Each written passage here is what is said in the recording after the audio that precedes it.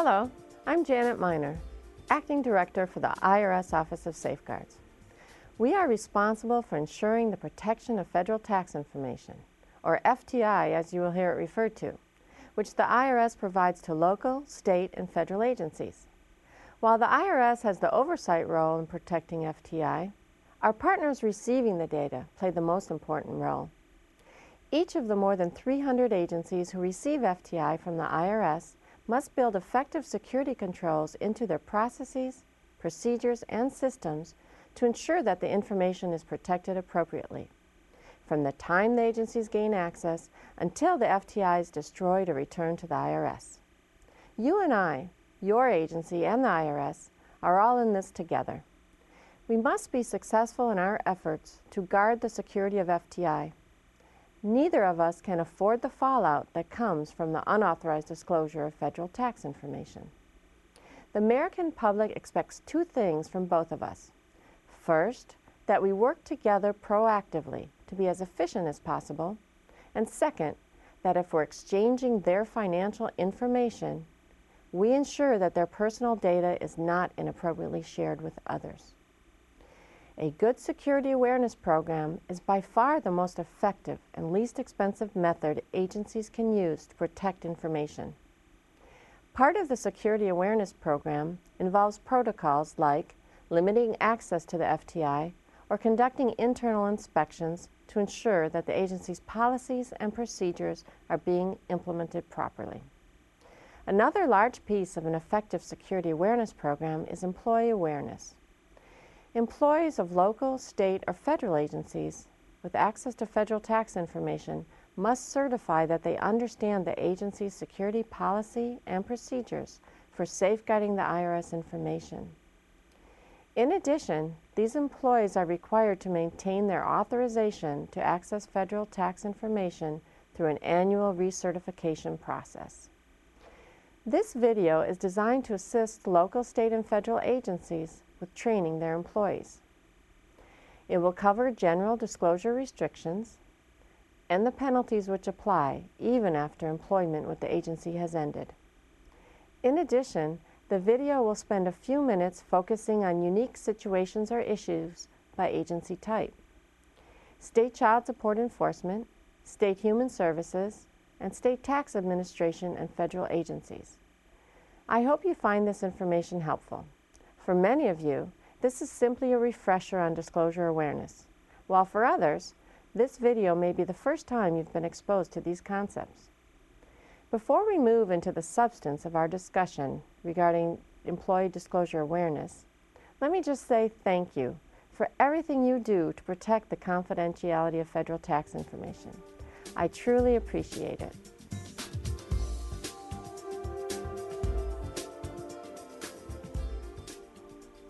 Hi, I'm Steve Webb, and I'll be the moderator for this discussion. I am a disclosure enforcement specialist, which means I conduct on-site safeguard reviews of federal, state, and local agencies that receive federal tax information to make sure that the agencies are compliant with their data protection requirements. Joining me on the panel today are three other disclosure enforcement specialists: Barbara Graham, John Sims, and Joyce Williams. Today we want to talk about several key concepts that are used in protecting the confidentiality of federal tax information. Okay, let's get started. John, can you tell us what constitutes federal tax information? Sure, Steve. It's actually a great question. It really involves two separate kinds of information. It's the tax return, which is generally a tax or information return filed by a taxpayer, any schedules, attachments, or amendments to that. Okay. And then it also involves return information, which is actually a much broader category. It involves anything that the IRS collects and that the IRS is going to use in order to determine a person's tax liability or potential tax liability. But like a 1099? That's one of the things. Some of the other things can have to do with the taxpayer's identity, for instance, their Social Security number or their employer identification number. It could also be anything about their account information, including and up to whether or not they filed a return or didn't file a return. Barbara, our title says we're enforcement specialists for disclosure. What does disclosure mean? Steve, disclosure means the making known of federal tax return or return information to any person. There's a publication the IRS puts out, 1075. Can you tell us a little bit about that and its importance in the jobs that we do? Publication 1075 is one of the greatest assets that an agency can have in their possession. It outlines all the policies and guidelines for safeguarding federal tax information within that agency. John, in order to disclose federal tax records, they first have to be accessed. Under what circumstances may federal tax information be accessed? The critical thing to know here is that access has to be on a need-to-know basis. Okay. So you have to have reason, agency business, in order to access the federal tax information. And good safeguarding practices require more or less that the access to federal tax information is restricted to one or very few employees. It's not necessary that those employees are the only ones who see it, but anyone else who's given it as a part of their job processing duties should not receive any more information than they need in order to do those duties. So just what they need to know in order to perform their particular job. Yes, that's accurate. Okay, great. Barbara, what can you tell us about secure storage? Secure storage is one of the key components to securing federal tax information by meeting the minimum protection standards, which means two barriers surrounding all federal tax information within the agency. You're going to ensure that that information is secure as required by Publication 1075. Okay, so two barriers is the key to secure storage. That's correct. Hand in hand with secure storage is also standardized record keeping. Can you elaborate a little bit on that? Absolutely. Standardized record keeping is a key component in safeguarding federal tax information. An agency should always log the federal tax information from the time that it's received until the destruction of that information. And everything in between. And everything in between. Okay. Joyce, I'm finally going to get to you. Okay, Can you tell us a little bit about internal inspections, what they are, who should be conducting them, why we need to conduct them? Yes, Steve. Well, internal inspections are inspections that are done by the agency. They should be done by a function other than the function that is used in the federal tax return. It gives the agencies a head up of what's going on in their program. How often should they be conducted? They should be done every 3 years for local offices and 18 months for computer facility and the headquarter offices. Okay, okay.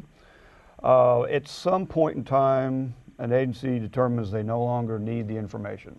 They've done everything they need to do with it. Now what happens with it? Okay, well, agencies should never maintain federal tax information when it's not needed or even in use. So one of the most popular methods of destruction of paper is by shredding. We do recommend that you use a shredder that is 5/16 of an inch or smaller. And you also, it's strange sometimes to think about it, but you should shred perpendicular to the cutting line. Why? This way, it makes it totally undisclosable and unreadable. You'd be surprised how many people will not shred that way, and you can actually still read the information on the paper after it has been shredded. Okay. Another thing is, we have methods that are not acceptable, and that's hand tearing. People sometimes believe if they can hand tear smaller than the shredder, that's acceptable. No, it's not. So no hand tearing is acceptable. Recycling is only can be done after it's shredded, and then you cannot use it or bury it in landfills. John, you referenced and talked about what federal tax information is. If an employee makes an authorized access, is doing what they're supposed to do with that information, we talk about need and use. Can you give us a little more insight into what need and use is, what it's about? Sure. When agencies ask the IRS for information, they describe what their need is for having the information and how they intend to use it. And so when agency employees are making accesses, authorized accesses, they have a need for the information and they're using it for the authorized or specified purpose by the agency. Okay. If, however, they are making accesses and using it for something other than the need or use specified by the agency, or if that's their intention, then the agency needs to come back to us and give us a new request that describes that need and use. That's really necessary so that unauthorized accesses and unauthorized need and use of the information don't occur, because if that occurs, then the agency could lose access to the information, and there could be civil or criminal penalties associated with unauthorized accesses to that information. You just mentioned penalties. Yes. Can you give me some more insight? Is this something that I'm going to get slapped on the wrist, or is it something more serious? Actually, it's quite serious. There are 2 criminal penalties associated with unauthorized access and or unauthorized disclosure of federal tax information. The most severe is the unauthorized disclosure, and that means that you're giving it to someone who's not entitled to have it. That particular penalty is 5 years or a $5,000 fine, or both, plus the cost of prosecuting the case against you. The unauthorized access is 1 year or a $1,000 fine, or both, again with the cost of prosecuting you for that offense. You can actually be guilty of both offenses and prosecuted for both. In addition to that, there is a civil penalty or civil recourse that the taxpayer who's harmed by the unauthorized access or unauthorized disclosure. And what that says is that that taxpayer can actually sue, and in the case of a state employee, the employee is personally liable as opposed to the agency. The minimum that that taxpayer can receive is $1,000 per unauthorized access or unauthorized disclosure. However, if that taxpayer can show that they had actual damages greater than $1,000, they can receive that as well as punitive damages if the unauthorized access or disclosure was due to gross negligence. And that's coming from the agency employee themselves? That's correct. And in fact, the taxpayer who's suing can also recover their costs to file the suit. Okay. Could you highlight the code sections of those penalties for us real quick? Sure. The unauthorized disclosure is 7213. Okay. The unauthorized access is 7213 capital A. Okay. And then the civil penalty section is 7431. Okay. So all these are described in the Internal Revenue Code along with IRC 6103 that sets out the general prohibition on disclosure. And it's my understanding all those are also included as exhibits in the publication 1075. That's correct. Great, great. And Joyce, along that same line, some people may be seeing this for the first time, their first encounter with employee awareness dealing with federal tax information. How often should they be reminded about the consequences of protecting federal tax information? Well, there always should be reminders around to remind you of unauthorized disclosures. You can use bulletin boards, you can use flyers in the office. In addition, we do require at least annually that you recertify, that you understand the penalties that are associated with the unauthorized disclosure and inspection of federal tax return. By reminding you constantly that this is a once-a-year reminder, this will stay with employees longer than just doing it just one time. You as an IRS employee don't have to go through that though, because yes, you know we how do. to do it. You still deal with it? We're not exempt from that either. Okay. We do sign an annual certification, and we go through trainings just like we expect our customers to do. So no one gets away with that, just doing it one time. Great. Barbara, I know from my experience, one of the difficult things I run into is what we refer to as commingling. Can you give us some insight as to what that is? Is it okay to do it? What do you have to do when it happens? These kind of things, or commingling. Sure. Commingling is an acceptable practice. Once an agency has blended their information with federal tax information, it now meets the definition and requirements of commingling of federal tax information. And as such, the agency is required to ensure that that information is secure and documented as such by putting on the actual folder that the information is in, by identifying it as federal tax information, along with the actual information itself within that folder. Okay, now is there a specific language that has to be on this, or does it just say, What here's we FDI? recommend to agencies is that they use the disclosure limitation that's found on our label 129A, which advises anyone who would have access to that file what the penalty provisions are and what the requirements are for safeguarding that federal tax information. And that's the penalties that John referenced a moment ago. That's correct. Okay, very good, thank you. Agency employees have an obligation to protect the information. What are specific things that employees can do to help ensure that they are adequately protecting federal tax information? Sure. One of the greatest things that employees can do personally is to ensure that they have a clean desk policy in place. making sure that their desk is locked if there's federal tax information in there, their personal cabinets that may be outside of their workstation.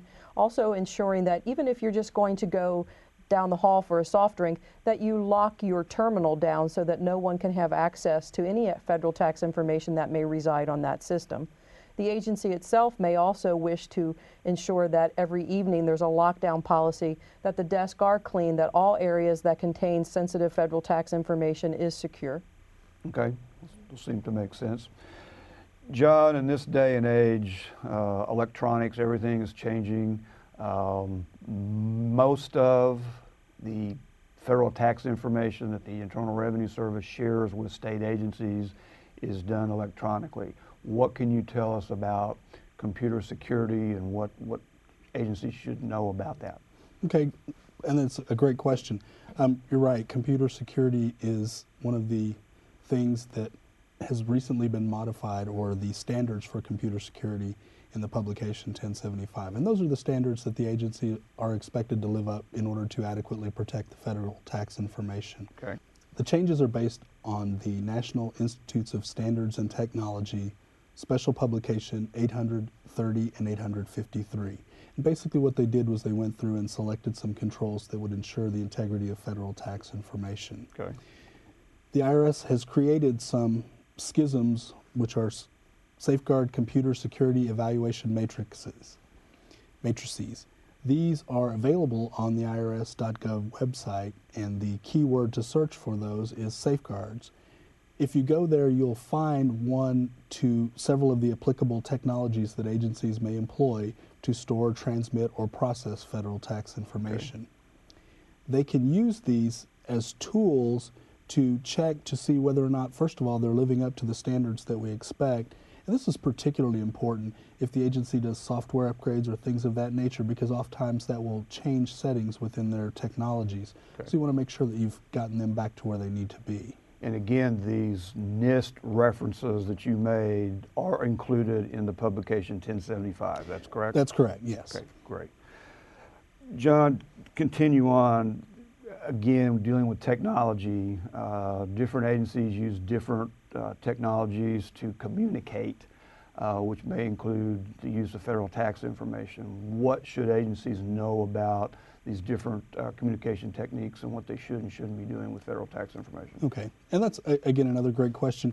The communication technologies that are employed today, email being a prime example, sure, are not often the most secure methods of communication. Unless email is encrypted, it's not secure for transmitting federal tax information. Okay.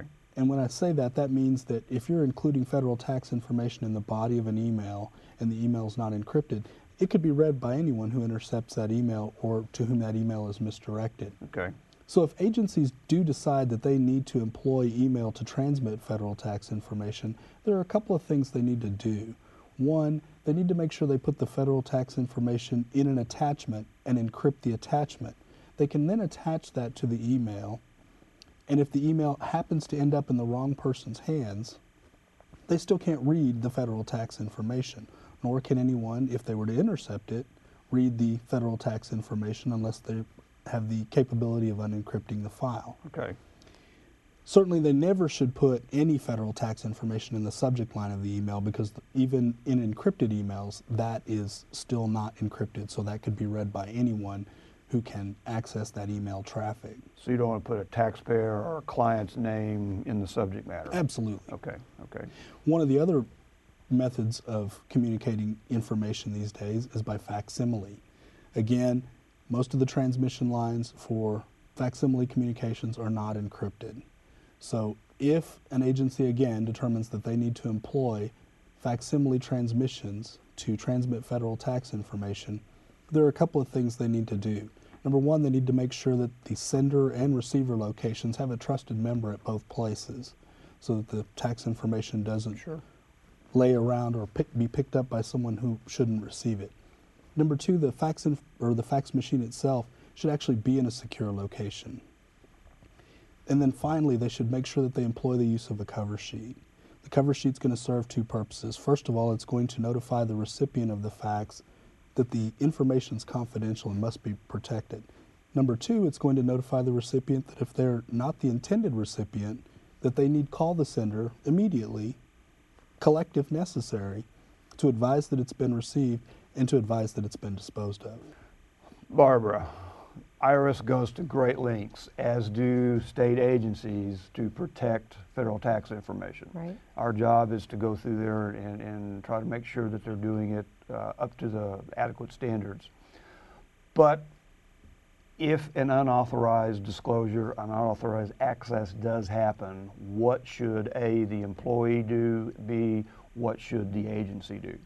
As soon as an agency becomes aware of an unauthorized disclosure or access of federal tax information, they should immediately contact the special agent in charge at TIGDA, the Treasury Inspector General's office.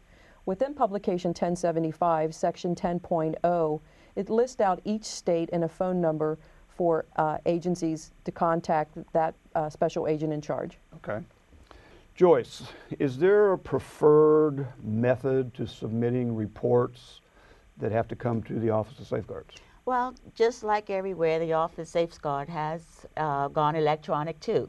We're no longer accepting paper.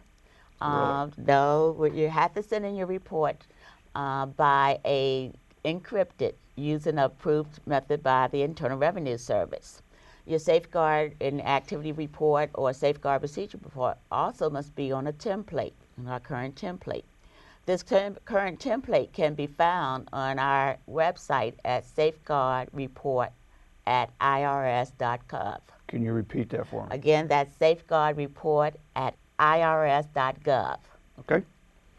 And one of the reports that's required is called a Safeguard Procedures Report, or SPR as we call it. How often is that to be submitted? The Safeguard Procedure Report, or SPR, comes into the office every 6 years. This is one that the agency do not have to try to worry about every year submitting to the, just like the SAR is. The Safeguard Procedure Report, if it's not due in 6 years and there has been significant changes in your program, in your safeguard program, then you must submit a new Safeguard Procedure Report. Okay. By significant changes, we mean anything like computer systems, a new facility, or just a different way of handling federal tax information. Okay. Also, for new agencies who are just coming in requesting federal tax information, we do ask that they do submit a Safeguard Procedure Report within 45 days of receiving the federal tax information. John, I understand there's been a great deal of work recently on a questionnaire that is going to be used by disclosure enforcement specialists when they're conducting a review. Can you give us some insight as to what that's all about and why we're going to be using it? Sure. This questionnaire is really a tool to ensure the conformity of the security controls that an agency employs, the evaluation of those, meaning everyone's asked the same questions about the same controls to make sure that we're covering all of the information with each agency and not leaving some things out for some and holding others to a different standard. More consistency. That's correct. Okay. And it's really going to be a tool that agencies themselves can use, and we ask that they fill it out before we arrive on site for a safeguard review for two reasons. Number one, it'll preview the agency to the things that we need to see in terms of processes and documentation when we're on site. It'll give them the opportunity to make the arrangements so that we can see those things or to have that documentation on hand, as opposed to try and gather that during the review process. It's also going to allow the agencies the opportunity to self-identify any potential weaknesses they may have. They may, in fact, come up with solutions to those proactively that they can discuss with us when we're on site. So, again, overall, the process is meant to make it a more efficient and effective review for both the agency and for the IRS. Okay, great. Thank you. I'd like to thank the panel for participating today. Our next segment will focus on agency-specific issues.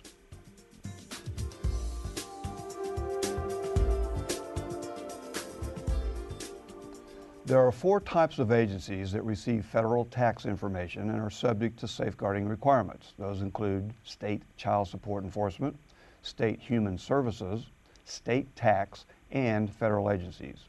While generally the provisions of the disclosure statutes in Publication 1075 are consistent across all categories of agencies, there are some areas where there are differences. In this segment, we will highlight key technical components specific to state child support enforcement agencies. So Barbara, let's start with you. Okay. The term contractors is used quite a bit in government these days. Can you give us some specifics about what we need to know about contractors for child support enforcement agencies? Sure. Child support enforcement agencies are allowed to disclose limited federal tax information to their agents and contractors. That limited federal tax information consists of address, Social Security number, and the amount of the refund offset. Refund offset, okay. John, if there's a contractor going to be used for child support enforcement, is there anything specific about the contract that needs to be included, added into the contract? Sure, Steve. If there are going to be disclosures made to a contractor, there's actually some specific language that we look for in the contract.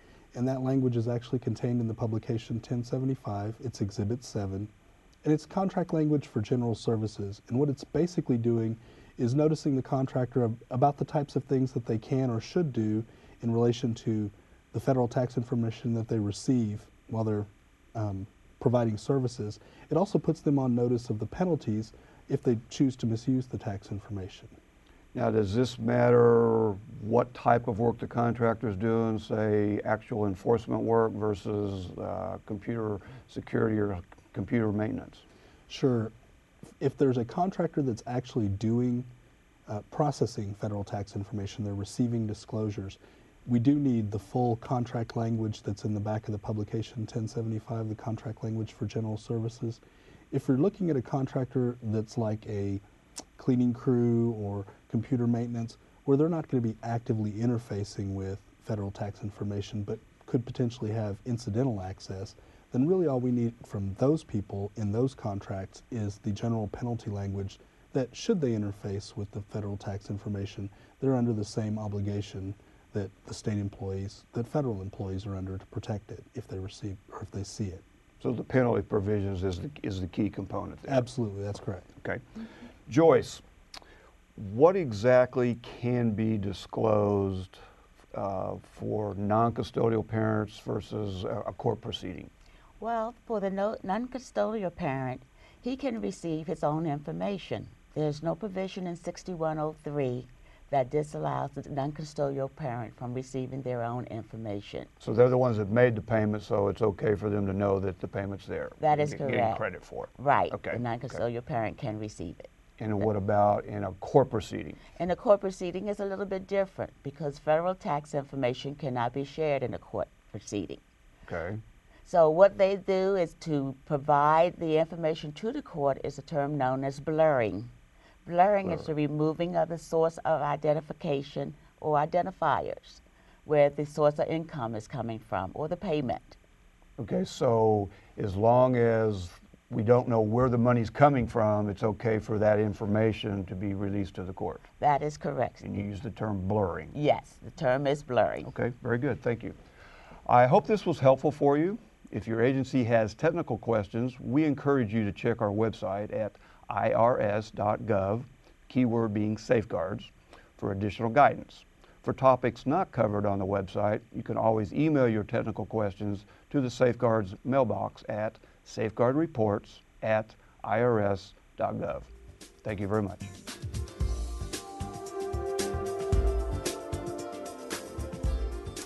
Good security protocols are founded on the idea of continued vigilance, such as completing disclosure awareness training, conducting routine reviews of the agency's policies and processes, and reviewing information technology systems to ensure access and password protocols are up to the appropriate standards. This concludes the IRS Disclosure Awareness Training video. I hope that you found the information informative. If nothing else, perhaps it reminded you of a specific aspect of disclosure awareness. Your own agency may have other methods for highlighting disclosure awareness, such as discussions at team meetings, security articles in employee newsletters, and warning banners. I encourage you to avail yourself to the security information within your agency and to learn the security requirements. Again, Thank you for your attention and for your efforts to protect the confidentiality of federal tax information.